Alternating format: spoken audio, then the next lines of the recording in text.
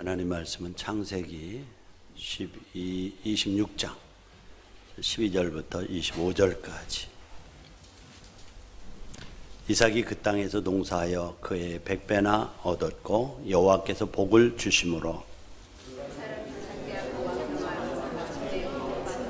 양과 소가 떼를 이루고 종이 심이 많으므로 블레셋 사람이 그를 시기하여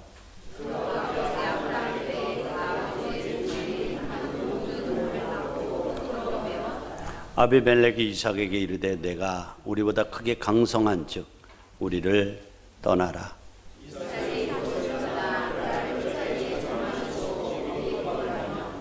그 아버지 아브라함 때에 팠던 우물들을 다시 팠으니 이는 아브라함이 죽은 후에 블레셋 사람이 그 우물들을 메웠습니다. 이삭이 그 우물들의 이름을 그의 아버지가 부르던 이름으로 불렀더라.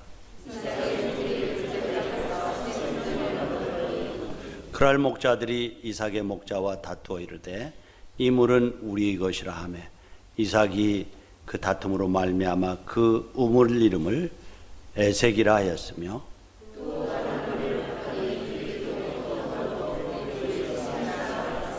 이삭이 거기서 옮겨 다른 우물을 팠더니 그들이 다투지 아니하였으므로 그 이름을 르호봇이라 하여 이르되 이제는 여호와께서 우리를 위하여 넓게 하셨으니 이 땅에서 우리가 번성하리로다 하였더라.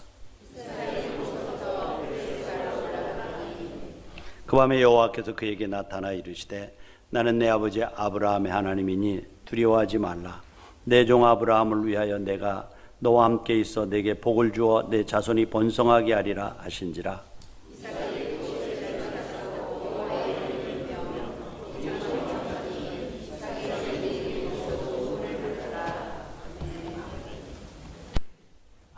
주님의 은혜가 여러분과 함께 하시기를 축복합니다. 오늘 제목을 한번 따라할까요? 약속의 땅을 지키는 자가 받는 복. 다시 한번요. 약속의 땅을 지키는 자가 받는 축복. 지난주에 여러분들 제목이 뭔지 기억하시죠? 1절로부터 11절 말씀까지를 나누면서 약속의 땅을 떠나지 말라. 약속의 땅을 떠나지 말라 했습니다. 그래서 그 말씀을 통해서 여러분 요약하면 삶의 가뭄과 기근이 어디서 오는가? 약속의 땅을 떠날 때에 온다. 그렇죠? 그래서 이삭이 아버지가 가뭄이 들었을 때 애굽으로 내려갔던 것처럼 이제 애굽으로 내려가다가 그랄 지역을 지나죠. 이제 그랄 지역, 블레셋 땅 그랄 지역을 지납니다. 지날 때에 하나님께서 2절에 보면 여호와께서 이삭에게 나타나 이르시되 애굽으로 내려가지 말고 내가 내게 지시하는 땅에 거주해라. 근데 그 땅이 가뭄이 있고 또 흉년이 있잖아요. 그럼에도 불구하고 거주해라, 떠나지 말아라 이렇게 말씀하시는 거예요. 그러니까 이 말씀을 요약해 보면 우리의 삶에 기근이 있고 가뭄이 있는데 피하라고 오는 것이 아니고 믿음으로 싸워서 하나님의 일하심을 보라고 하시는 말씀입니다. 그러니까 이스라엘 백성들이 애굽에서 출애굽하면서 뒤에 쫓아오는 애굽 군대와 앞에 가로막힌 그 사해를 그 수에즈 운하를 보면서 얼마나 당황했어요. 차라리 우리가 그 땅을 떠나지 않았으면 좋았을 것이다. 우리는 이곳에 매장된다. 원망하고 불평할 때에 모세가 그들을 향해서 외친 말이 뭐죠? 너희는 가만히 있어. 하나님께서 오늘 너희를 위하여 행하실 일을 보라고 말씀하는 겁니다. 그러니까 여러분들 뒤에서 쫓아오고 앞에 가로막힌 진퇴양난의 위기에 우리가 있다는 것은 원망하라고 불평하라고 주시는 환난이 아니라 가만히 있어. 하나님께서 너를 향해 일하시는 그 기적을 보라고 주시는 것임을 믿으시기 바랍니다.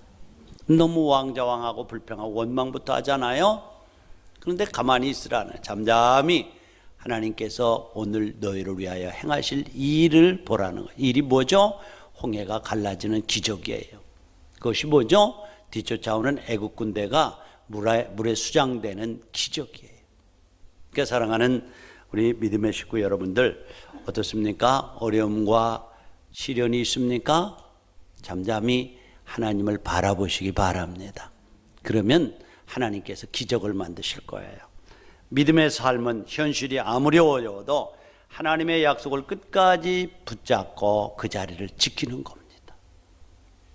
오늘 2절에 보니까 흉년이 왔다고 가나안 땅을 피해서 도망가지 말고, 흉년이 왔다고 가나안 땅 피해서 도망가지 말고, 그리고 약속의 땅에 머물라고 주님이 말씀하시는 거예요. 믿음의 사람은 그래서 태어나는 것이 아니고 고난과 역경과 훈련을 통해서 만들어지는 것입니다.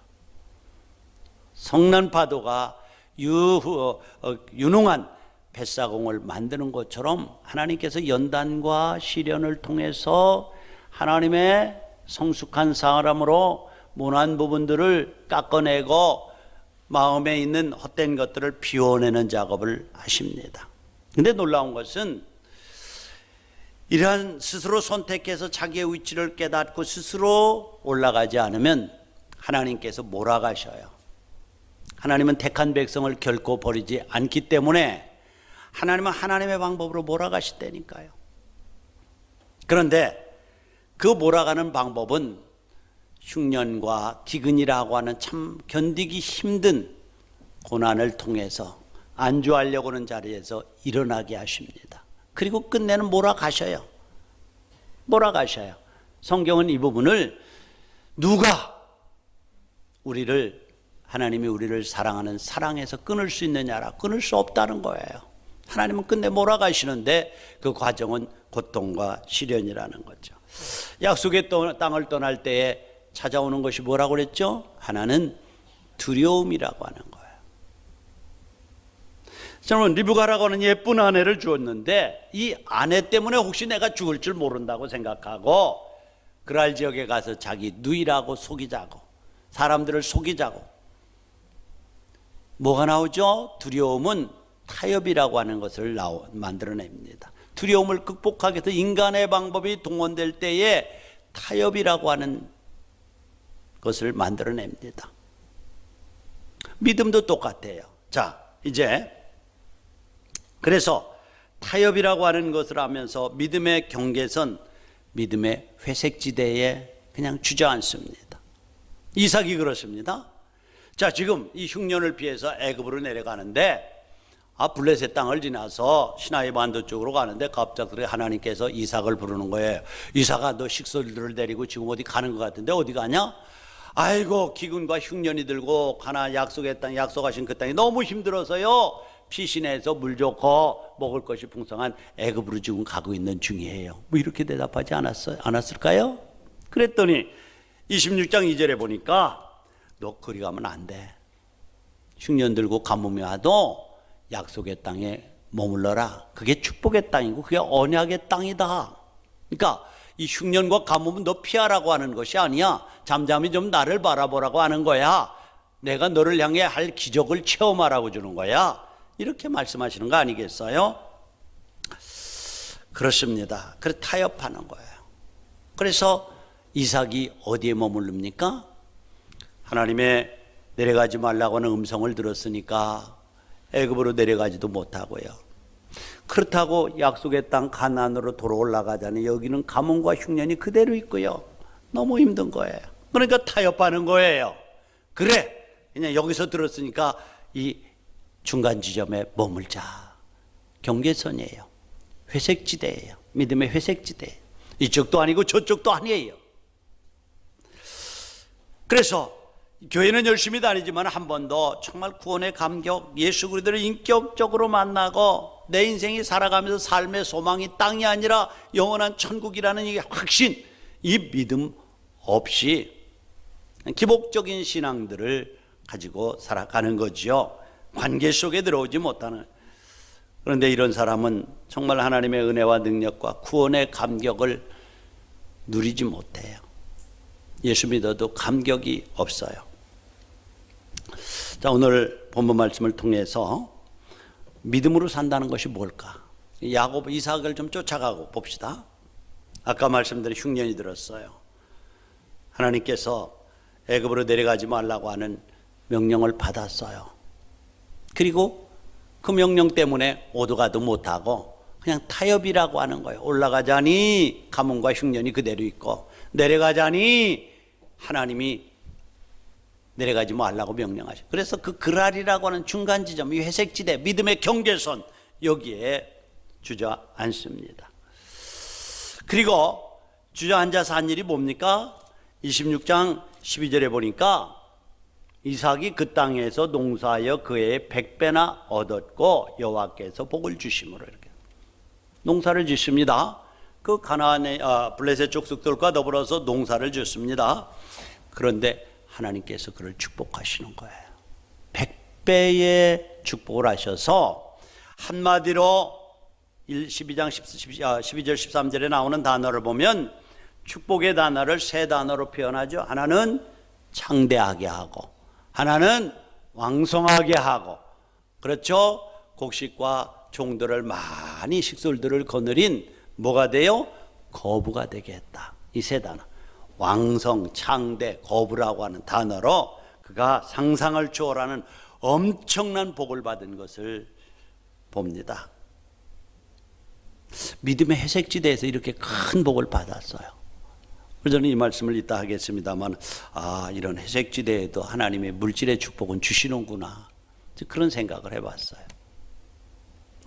자, 그런데 그것으로 끝난 것이 아니에요. 야곱에게 이삭에게 그 다음부터 이제 시련이 닥칩니다. 블레셋 사람들이 가만히 보니까 같은 지역에서 같은 농사를 짓는데, 놀랍게도 이삭의 농사는 100배가 잘 되어서 수확이 많고 목축이 잘 돼서 수많은 양떼와 소를 거느리고 식솔들을 그렇게 많이 거느린 거예요. 자, 그런데 같은 지역에 살면서도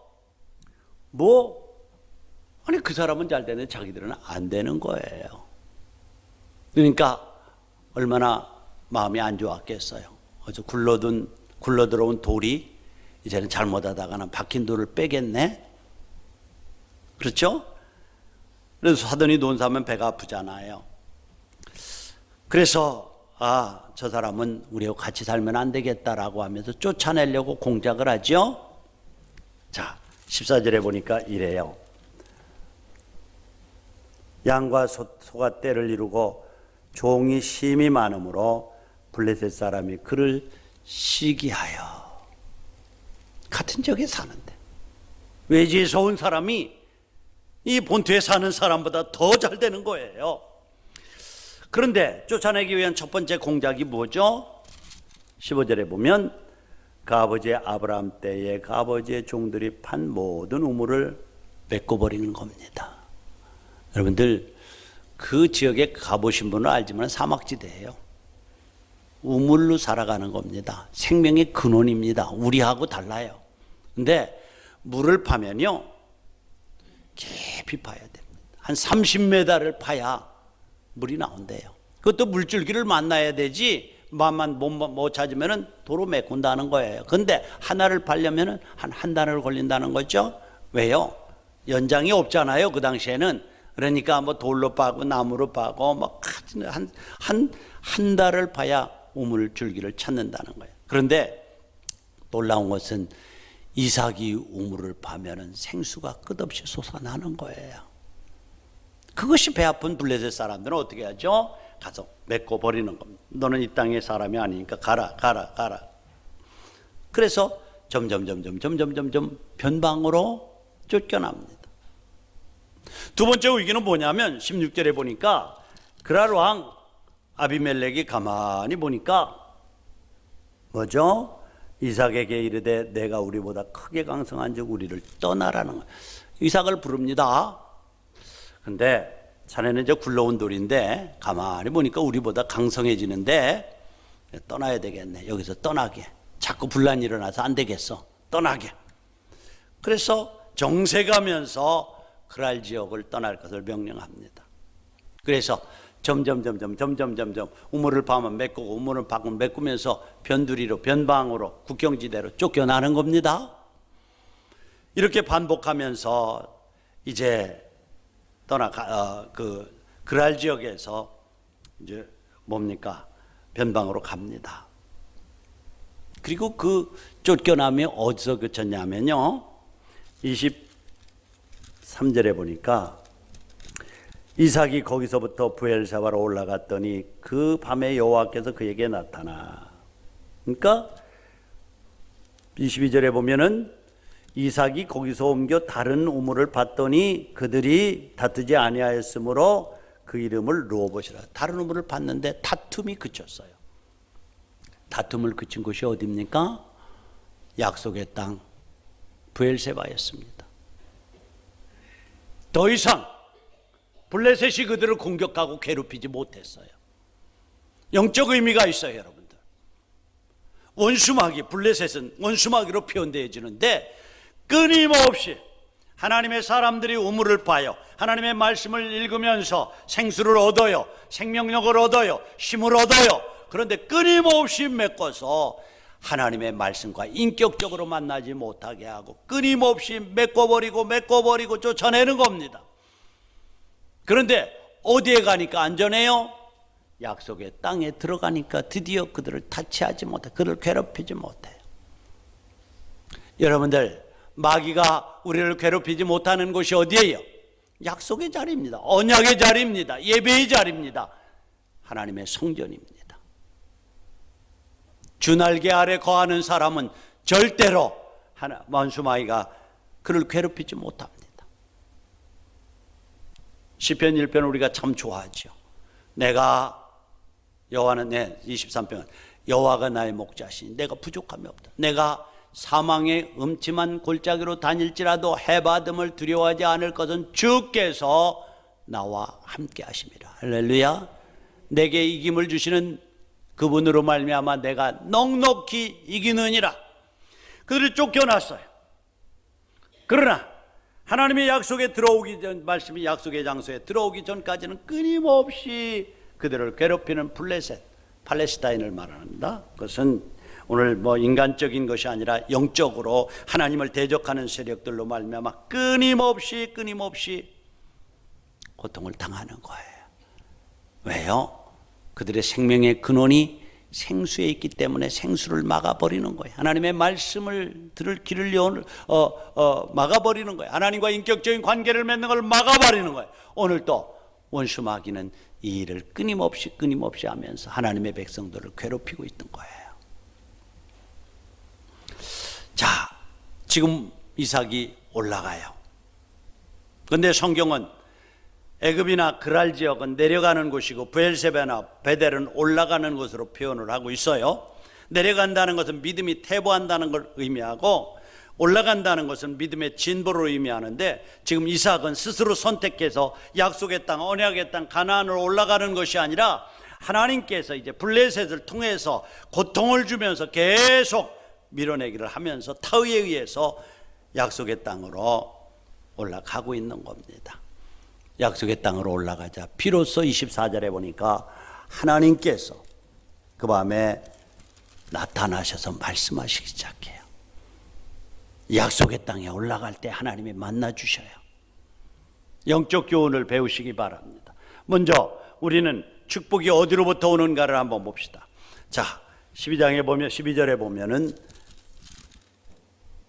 이삭이 그 땅에 농사하여 그의 100배나 얻었고 여호와께서 복을 주심으로, 여기 그 축복을 왕성하고 창대하고 거부가 되었다라고 기록하고 있죠. 그런데 그 축복의 근원을 12절 하반절에 보면 여호와께서 복을 주심으로, 분명히 기억하십시오. 여호와께서 복을 주셔야 그 복이 지속될 수 있고 그 복이 참된 복이 되는 줄로 믿습니다. 그래요. 축복은 사람의 수고에 앞서 하나님의 축복을 해주셔야 받을 수 있습니다. 사람의 노력 이전에 하나님께서 하늘문을 여시고 축복하셔야 그 복이 진정한 복이 되고 시들지 않고 지속되는 복이 되는 것이에요. 그래서 시편 127편 1절에 보면은 여호와께서 집을 세워주지 아니하면 집 짓는 자의 수가 헛되요. 여호와께서 성을 지켜주지 아니하면 그 성을 지키기 위해서 아무리 노력하고 땀 흘리고 밤잠을 자지 않고 수고해도 헛된 것이래요. 그러니까 하나님이 세워주셔야 되고 하나님이 지켜주셔야 된다는 거예요. 그래서 여기 보면은 여호와께서 축복하심으로 나는 함께 예배하는 모든 분들의 가정과 그 사업과 일터를 하나님께서 축복하시기를 기도합니다. 잠언 16장 1절에 보면 마음의 경영이 사람에게 있어도 말의 응답은 여호와께로부터 나온다. 마음의 경영, 여러 가지 계획들을 세우고 판단하고 결단하고 일을 시작하고 다 해요. 그런데 그 노력과 땀과 결단의 결과와 열매는 누가 주셔요? 하나님이 주신다는 거예요. 이게 성경적인 원리예요. 여러분들 이걸 기억하시기 바랍니다. 그러니까 여러분들 진정한 축복은 땅이 아니라 하나님으로부터 오는 것이고 땅이 아니라 하나님과 함께하는 사람에게 하나님이 복을 주시는 거예요. 같은 땅에서 우물을 파도 블레셋에 파는 땅이 우물이 안 나온다면 야곱은 하나님의 사람이었고 하나님이 함께하는 사람이었기 때문에 파는 곳마다 하나님께서 물이 솟아나게 하셨던 것입니다. 목회를 오래 하면서 경험하는 것은 참신한 아이디어가 있고 열심히 일하고 사업이 번성하고 뭐가 좀 되는 것 같고 금방 일어날 것 같은데 제 끝으로 맺는 열매 때에 떨어지는 것들을 보는 경우가 참 많아요. 총과일은 잘 맺었는데 끝까지 가지 못하고 중간에 떨어져 시드는 거예요. 끝까지 지켜주시는 하나님의 지키심이 있어야 되는데 성경은 그 이유를 이렇게 말씀합니다. 학개서 1장 6절에 보면은 많이 제가 인용했습니다. 너희가 많이 뿌릴지라도 수확이 적으며 먹을지라도 배부르지 못하며 맵을 마실지라도 흡족하지 못하며 입어도 따뜻하지 못하며 일꾼이 싹스를 받아도 그것을 구멍 뚫어진 전대에 넣음이 되리라. 열심히 일합니다. 땀 흘립니다. 그런데 놀라운 것은 갖다가 쌓고 넣는데 구멍이 뚫렸대요. 새 나가는 데가 많아요. 보면은 질병으로 나가고 엉뚱한 사고로 나가고 생각지 않은 일이 터지고 이런 일들이 참 많아요. 구멍을 뚫었대요. 많이 벌어서 허리에 찬 전대에 넣었는데 문제는 전대에 구멍이 뚫려서 줄줄줄줄 새 나가니까 쌓여지지 않고 결실이 없다는 거예요. 또 하나님께서 이 부분을 이렇게 말씀해요. 너희가 많은 것을 바랐으나 학개서 1장 9절에 보니까 너희가 많은 것을 바랐으나 도리어 적었고 너희가 그것을 집으로 가져갔으나 내가 풀어버렸느니라. 이렇게 말씀. 풀었대요.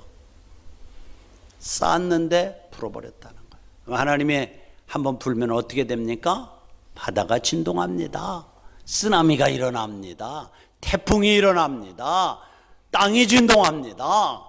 성경은 하나님이 풀어버렸다라고 열심히 벌어도 은행에 쌓고 이 정도면 됐다 걱정하지 된다 하는 순간에 하나님께서 훅 불어서 날려버린다는 거예요. 신기하죠? 신기하죠. 그러나 하나님이 주시는 복은 처음에는 미약해 보여요. 그러나 시간이 지날수록 더 번성해요. 더 빛나요. 더 견고해요. 나중에 더 창대해지는 것입니다. 그러므로 복은 땅에서 나는 것이 아니라 하나님이 주셔야 되는데 오늘 성경에 보니까 하나님께서 이삭에게 축복하심으로 100배나 얻었다라고 말씀합니다. 이것은 성경이 축복의 근원이 땅이 아니고 사람의 노력이 아니고 이전에 하나님이 주시는 것이라고 성경은 말씀하고 있어요. 하나님이 주셔야 돼요. 하나님이 세워주셔야 되고 하나님이 지켜주셔야 돼요. 이게 복의 근원이래요. 이 축복이 나는 여러분에게 있기를 축원합니다. 그렇습니다. 그래 하나님께서 하늘문을 열어주셔야 돼요. 이사야 22장 22절에 보면 하나님께서 열으면 닫을 자가 없겠고 닫으면 열 자가 없으리라. 못이 단단한 곳에 박힌같이 그를 견고하게 하시리. 하나님이 주시는 축복은 못이 단단한 곳에 박혀서 아무리 빼려고 빼도 안 빼지는 것처럼 처음과 나중이 같다는 말이죠. 그런데 여러분 우리가 이것을 기억해야 돼요. 학개서에 끊임없이 구멍 뚫어진 전대에 넣음이 되었느니라. 불어버렸느니라 이렇게 말씀하는데 그 이유를 1절과 9절에 보면 성전은 허물어져 가는데 건축할 생각은 안 하고 집에 가져다 쌓는 데만 혈안이 되어 있다라고 말씀해요. 쌓는 거 잘못된 거 아니에요. 돈 많이 버시기 바랍니다. 그런데 여기에서 말씀하는 것은 성전과 대비를 시켜요. 성전은 교회 건물을 말하는 것이 아니에요. 오늘 성경은 여러분들 너희 마음이 내가 거하는 전이라고 말씀하고 있어요. 마음의 성전이 회복되어지고 그분이 주님의 왕으로 계시고 그 왕이 말씀하시는 명령에 따라서 내 삶의 우선순위가 정해져야 되는데 전혀 그렇지 않다는 거예요. 예배하는 형식은 살아있어요. 예배는 해요. 그러나 하나님이 주인이 되지 않은 삶, 그래서 삶의 우선순위가 바뀐 거예요. 참 시원한 아이디어를 가지고 열심히 일하는 것 귀한 일이죠. 빈둥대고 노는 사람에 비하면 정말 칭찬받아 마땅합니다. 그러나 여기서 성전이 허물어져 가는데 집에 쌓는 일에만 바꿨다는 것은 우선순위가 바뀌었다는 거예요. 마음의 성전, 믿으면서 구원의 감격을 잃어버리고 하나님이 내 인생의 주인 되심을 잃어버리고 종교의식과 종교 형식은 취하는데 그 안에 주님이 주인으로 계시지 않은 삶을 말하는. 그래서 언제나 내가 주인이기 때문에 주님을 예배하는 일들이 뒷전으로 밀려지는 것을 말합니다. 우선순위가 바뀌는. 제가 여러분들의 문자를 보낼 때 삶의 성공은 성공적인 예배의 열매라고 하는 얘기를 자꾸 반복하는 이유가 거기에 있습니다. 우선순위가 바뀌면 하나님의 축복이 없다는 거예요. 그래서 성전이 허물어져 있어요. 마음의 성전, 주님이 보좌 삼아 계신 성전. 처음 사랑을 잃어버렸어요. 구원의 감격을 잃어버렸어요. 그렇죠. 그런데 그저 세상 그 잃어버림이 뭐예요? 세상 것이 우선이 되어진 거예요. 바쁜 일, 바쁜 놀이, 바쁜 무엇 이것들 때문에 하나님을 예배하는 삶이 뒷전으로 밀리는 거예요. 학개서에 분명히 말씀하고 있어요. 그 이유는 성전이 허물어져 가는데 건축할 생각은 안 하고 집에다 쌓는 일에만 분주하니 내가 구멍을 뚫어버리고 너희가 쌓았지만은 내가 불어버려서 지진이 나게 했다는 거예요. 성경이 이런 원리들을 우리에게 가르치고 있습니다. 축복은 하나님이 주셔야 된다라고 가르치고 있습니다. 사랑하는 우리 예신가족 여러분들, 여러분에게도 하나님께서 여호와께서 주시는 복, 위로부터 오는 복, 처음보다도 나중에 더 창대하게 하는 축복이 넘쳐나기를 축원합니다. 그러기 위해서 예배의 성공자로 서십시오. 예배를 때우지 마십시오. 신령과 진정으로 예배하십시오. 예배의 거룩한 결단을 삶의 현장 속에 실천하면서 살아가십시오. 이것이 삶의 우선순위가 바로잡힌 것이며 삶의 축복을 가져오는 통로가 될 줄로 믿습니다. 그 다음에 두 번째, 제가 이거를 읽어가면서 믿음의 경계선인 회색지대에도 그 아래도 축복이 있는가? 있어요. 여기 보니까 창대하고 거부가 됐대요. 100배의 축복을 하셨다는 거예요. 엄청나게 받은 중간지대에 잡았는데 성전이 무너져 있는데 물질의 축복을 주신 거예요. 근데 이렇게 회색지대에 있는데 왜 그렇게 사업이 잘 되고 돈 잘 버는 거야? 다윗도 그런데 불만이 있었던 것 같아요. 하나님, 왜 세상에 이런 사람들에게 잘 돼요? 그때 성경이 뭐라고 말하면 시편 37편 1절에 보니까 악을 행하는 자들 때문에 불평하지 말며 불의를 행하는 자들을 시기하지 말지어다. 그들은 풀과 같이 속히 배임을 당할 것이며 푸른 채소같이 그리고 오래 지속되지 못한다네. 그러니까 믿음의 회색지대에도 물질적인 축복이 있어요. 그런데 오래 가지를 못한대요. 속히 배임을 당한대요. 네? 오래 가지 못하고 금방 시든대요. 그리고 두 번째로 이렇게 말씀해요. 회색지대에서 얻은 물질은, 회색지대에서 얻는 그 물질의 축복은 단지 소유는 하는데 누림의 축복이 없다는 거예요. 이것은 제가 이 말씀을 묵상하면서 얻은 진리입니다. 누림의 축복이 없어요. 그런데 하나님께서 주시는 참 축복은 소유뿐만 아니라 누림의 축복을 같이 주시는 거예요. 아무리 많이 소유해도 누림의 축복이 없으면 아무것도 아니에요. 제가 일부 예배에서 좀 이런 예화를 들어도 참 죄송합니다만은 평상에 누워 계신 우리 이건 회장님 계십니다. 아마 제 생각으로는 우리 전철수 장로님이나 김판권 장로님보다 어리든지 같든지 그럴 거예요. 건강하시잖아요. 근데 그 많은 재산을 가지고 그냥 누워 계시잖아요. 식물인간 수준으로 계시잖아요. 그래서 그분을 보면서 이분은 참 소유의 축복은 하나님이 많이 주셨는데 누림이 없구나. 근데 하나님이 주시는 축복은 그게 아니에요. 디모데전서 6장 17절에 보면 이렇게 말씀해요.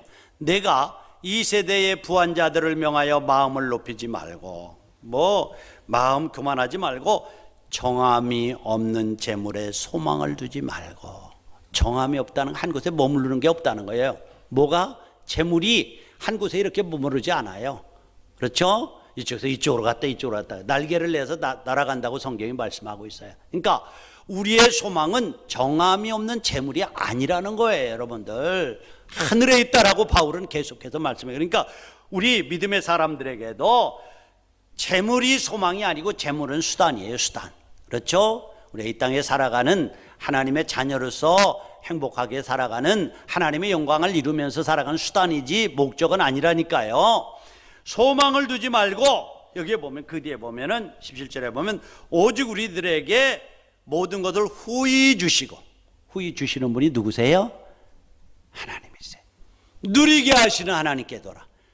주심과 누림이 같이 가는 것이 하나님이 주시는 축복인 줄로 믿습니다.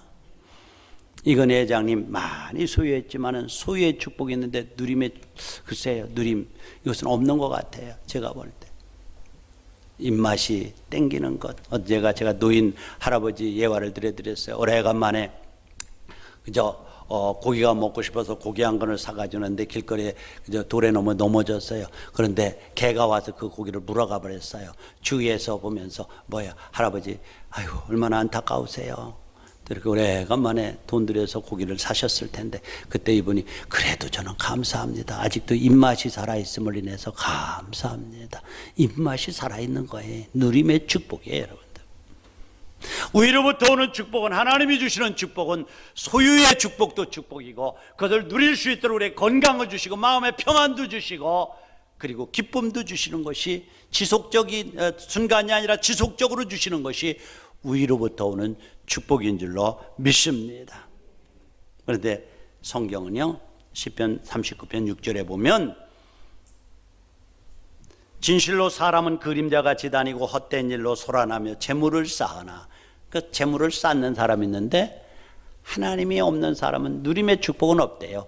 그것은 누가 거둘지 알지 못하느니라. 열심히 벌어서 막 성공도 하고 돈도 많이 쌓아. 그냥 제대로 먹지도 못하고 또 그렇게 사는 분들은 패턴이 그렇게 사시는 것 같아요. 그런데 죽고 나니까 누가 거둘는지 알지 못하느니라. 거두는 사람이 있고요, 쌓는 사람이 따로 있대요. 나는 우리 예수 믿고 구원받은 사람들은 거두고 모을 뿐만 아니라 그것을 누리는 축복도 함께 가지시기를 축원합니다. 그러니까 보세요. 이삭 축복받아도 거부됐지만은 그러나 그것은 마음 편에 누릴 시간이 한 시간도 없었어요. 한 곳에 자리 잡고 이제 같이 먹고 같이 즐길만 하면은 블레셋이 와서 메꿉니다. 변방으로 쫓겨납니다. 그리고 어떻게 합니까? 또 우물을 한두 달 동안 팝니다. 그리고 또 물을 퍼서 먹고 농사를 지을만 하면 짐승도 먹일만 하면 메꿉니다. 또 쫓겨납니다. 한 번도 마음 편하게 다리 뻗고 그의 복을 누릴 수 있는 시간이 없었어요. 그렇게 쫓겨나는 거예요. 여러분들 우리가 영적 교훈을 배워야 돼요.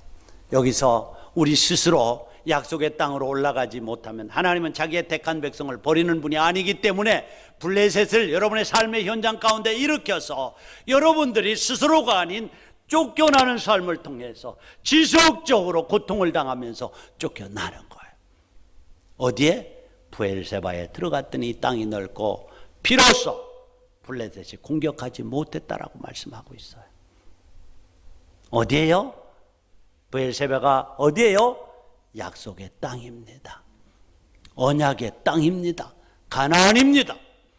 나는 여러분들이 여러분의 삶의 회복을 원하십니까? 삶의 우선순위를 바로 잡으시기 바랍니다. 먼저 하나님을 예배하는 자가 되시기를 바랍니다. 먼저 여러분들 약속하신 그 약속의 땅으로 밀려서가 아니라 고통을 통해서, 기근을 통해서, 흉년 때문에 올라가는 자가 아니라 여러분 스스로 말씀 위에 여러분들을 세워놓고 말씀의 저울 가운데 여러분들을 보시면서 아, 여기가 아니로구나 생각하고 스스로 결단하고 올라가는 결단이 있기를 축원합니다. 그래서 브엘세바로 올라갈 때에 여러분들을 공격하던 블레셋은 드디어 꼬리를 내리고 더 이상 공격하지 못하고 거기에서 소유한 소유도 그리고 편안하게 그것을 누릴 수 있는 축복도 같이 오는 거예요. 이게 성경의 교훈입니다. 그래서 언제 여러분들 풍랑이 잔잔해지고 누림이 시작되었다고요? 브엘세바로 올라갔을 때, 약속의 땅으로 올라갔을 때, 언약의 땅으로 올라갔을 때 잔잔해졌습니다.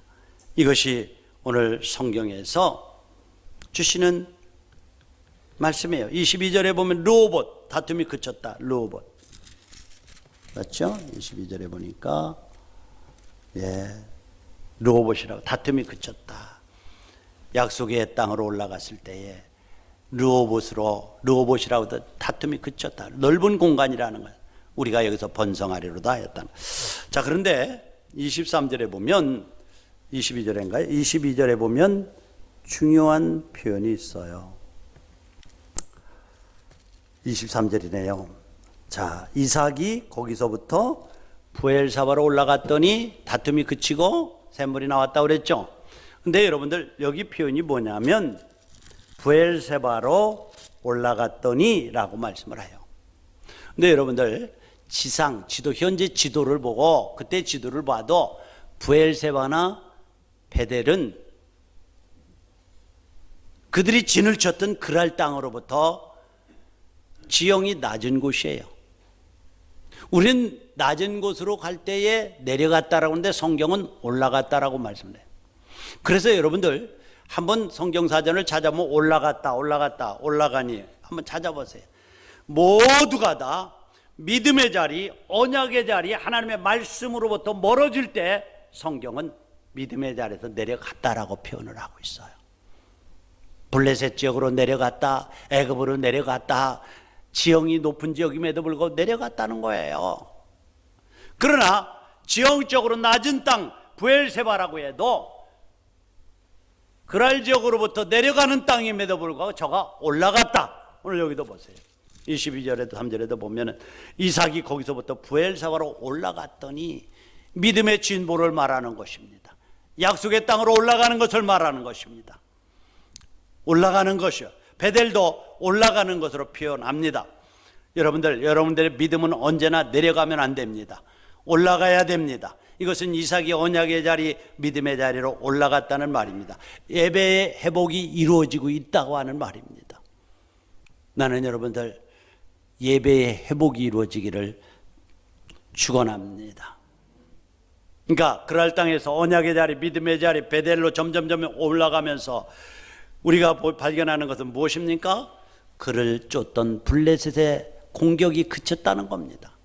인생의 풍랑이 잔잔해졌다라는 것입니다.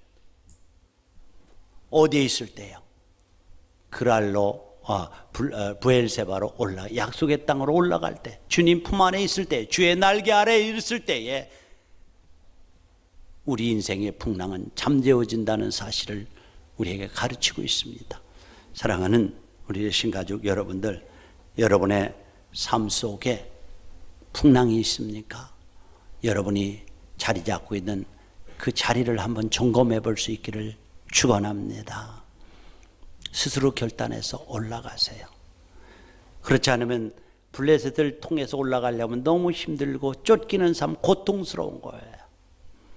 그러나 그 고통은 그냥 의미 없는 것이 아니라 그 고통을 통해서 그는 성장하고 있는 거예요. 한 소녀가 음악을 가르치는 선생님에게, 선생님 피아노를 치면 손가락이 너무 아파요 라고 말하니까 선생님이, 나도 내가 아픈 줄 알지만은 그 아픔 때문에 내 손가락이 튼튼해지기도 한단다. 하나님께서는 블레셋에 쫓기면서도 이삭의 믿음을 키우는 거예요. 그래서 여러분들, 여러분의 삶 속에 고난의 의미를 알면은 태도가 달라져요. 그냥 무의미하게 고난당한다면 원망과 불평이에요. 이스라엘 백성들이 쫓아오는 애국 군대와 가로막힌 홍해를 보면서 불만과 원망을 합니다. 그러나 모세는 이 고통을 통해서 또 다른 하나님의 놀라운 기적을 보게 될 것이라는 믿음 때문에 원망하지 않았어요. 고난의 의미를 알면 우리가 인생길을 가면서 이 고난도 의미 있는 것이다 라고 할 때에 우리의 태도는 달라지는 것이에요. 의미가 없으면 불만하고 불평합니다. 여러분들 링컨 대통령의 생애를 잘 알죠? 삶은 고난과 실패의 연속이었습니다. 7번이나 낙선을 해서 선교에 나가서 사업에 2번이나 실패해서 17년 동안 빚을 갚았어요. 10살 때 어머니를 잃었어요. 20대 때 누이가 세상을 떠나고요. 27살 때 결혼을 약속했던 앤 메이가 갑작스러운 불치병으로 죽고요. 42세, 53세 때 둘째, 셋째 동생이 죽었어요. 그러니까 인생의 역경이 이런 고난이 어디 있겠어요.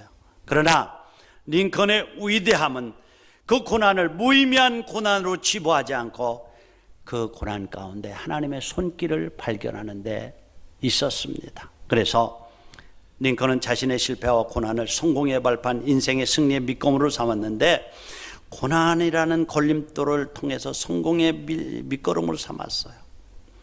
링컨은 그 고난 그 무의미한 고난으로 알지 않고 하나님과의 관계에서 그 고난을 해결했습니다. 그리고 이 고난이야말로 나를 더 높은 곳으로 모시는 하나님의 연단이라고 받아들였어요. 그러니까 태도가 달라집니다. 의미를 알면 태도가 달라집니다. 우리의 삶 속에 일어난 풍랑, 의미 없는 것으로 알면 너무 괴로워요. 그러나 그것들을 통해서 나를 믿음의 고지로 올려보내시고자 하시는 안전한 베델이나 브엘세바로 올려보내시고자 하는 하나님의 그 놀라운 뜻을 알면 우리는 오늘의 고난에도 의미가 있음을 알게 될 것입니다. 그래서 이삭은 다투지 않았어요. 그러자 하나님께서 얼마나 높여주셨냐 하면은 그 그랄 왕이 아비멜렉이 찾아오는 거예요. 25절로부터 쭉 보면은 28절에 보면은 아비멜렉이 찾아와서 뭐래요? 그들이 이르되 여호와께서 너와 함께 계심을 우리가 분명히 보았으므로 우리의 사이에 곧 우리와 너 사이에 맹세하여 계약을 맺자. 너와 함께 하심을 분명히 보았대요. 사랑하는 예신 가족 여러분들, 우리의 삶을 통해서 믿지 않는 사람들이 하나님이 우리와 함께 하심을 볼 수 있도록 믿음의 자리를 회복하고 주님이 주시는 그 놀라운 축복, 삶의 우선순위를 바로 지킴으로 하나님이 주시는 순간에 있다 없어지는 것이 아니라 지속되고 나중에 더 창대하는 이 놀라운 축복이 여러분과 여러분의 생애 가운데 넘치기를 주의 이름으로 축복합니다.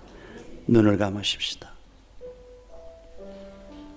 고난은 언약의 자리, 믿음의 자리를 떠나면 오는 것입니다. 믿음의 경계선 회색지다에도 소유의 축복은 허락하시지만은 오래가지 못한